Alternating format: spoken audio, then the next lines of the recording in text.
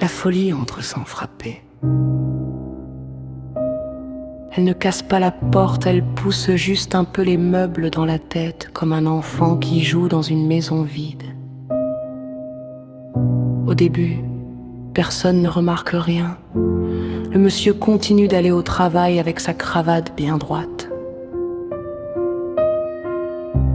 La dame arrose ses fleurs à heure fixe. Le voisin promène son chien qui semble d'ailleurs beaucoup plus raisonnable que tout le quartier. Et puis un matin, quelqu'un décide de parler aux horloges. Un autre repeint ses chaussures en bleu ciel pour marcher plus près des nuages. Une vieille femme rit toute seule devant un radiateur parce qu'elle croit entendre la mer dedans. La folie ne ressemble pas toujours au cri. Parfois elle ressemble à un silence trop long, à une chaise vide à laquelle on dit bonsoir, à un homme qui collectionne les boutons sans avoir de chemise. Dans une ville quelque part, les lampadaires se sont mis à cligner des yeux. Les passants marchaient à reculons pour gagner du temps. Les pigeons tenaient des réunions très sérieuses sur les statues. Un médecin expliqua calmement: tout cela est absurde. Mais son stéthoscope était branché sur une théière. Alors, plus personne ne sut très bien où commençait la raison, ni où elle finissait. Les enfants, eux, trouvaient le monde enfin logique. Les poissons volaient dans les aquariums comme de petits avions fatigués. Les parapluies poussaient dans les jardins. Les pianos avaient le hoquet. Une nuit, la lune descendit très bas au-dessus des immeubles. Elle avait l'air épuisée. On aurait dit qu'elle aussi en avait assez de tourner en rond autour de gens parfaitement normaux. Car les gens parfaitement normaux sont parfois les plus étranges de tous. Ils construisent des machines gigantesques pour aller plus vite vers des endroits où ils ne veulent même pas aller. Ils remplissent leurs maisons d'objets inutiles et leur cœur de bruit.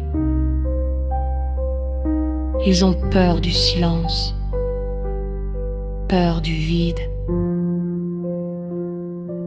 peur de rester seuls 5 minutes avec leurs propres pensées. Alors ils parlent, ils achètent, ils courent, ils clignotent comme des enseignes fatiguées dans une rue sous la pluie. Et pendant ce temps-là, un homme assis sur un banc nourrit les nuages avec des miettes de pain. On le croit fou, mais peut-être a-t-il simplement compris quelque chose que les autres oubliaient. Peut-être que la folie, ce n'est pas entendre des voix. Peut-être que la vraie folie, c'est d'avoir transformé le monde en immense machine à tourner sans rêve. Regardez les villes la nuit, des milliers de fenêtres éclairées, des gens éveillés à 3 heures du matin, le visage bleu devant des écrans qui leur vendent du bonheur en promotion. Et pourtant, malgré tout ce vacarme, le monde tient encore debout grâce aux doudingues, grâce à ceux qui parlent aux chats, à ceux qui écrivent des poèmes dans les tickets de caisse, à ceux qui dansent seuls dans leur cuisine, à ceux qui voient encore des dragons dans les nuages.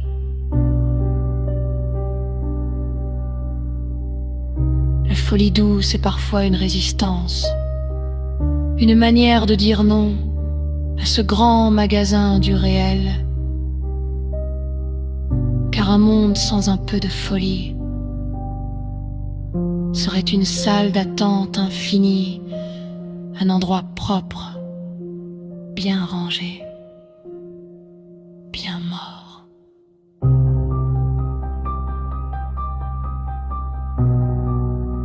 Alors laissez les horloges fondre un peu, laissez les idées traverser les murs, laissez les rêves marcher pieds nus dans les rues. Et si un jour quelqu'un vous traite de fou, souriez doucement. C'est peut-être le dernier compliment poétique qu'il reste encore sur terre.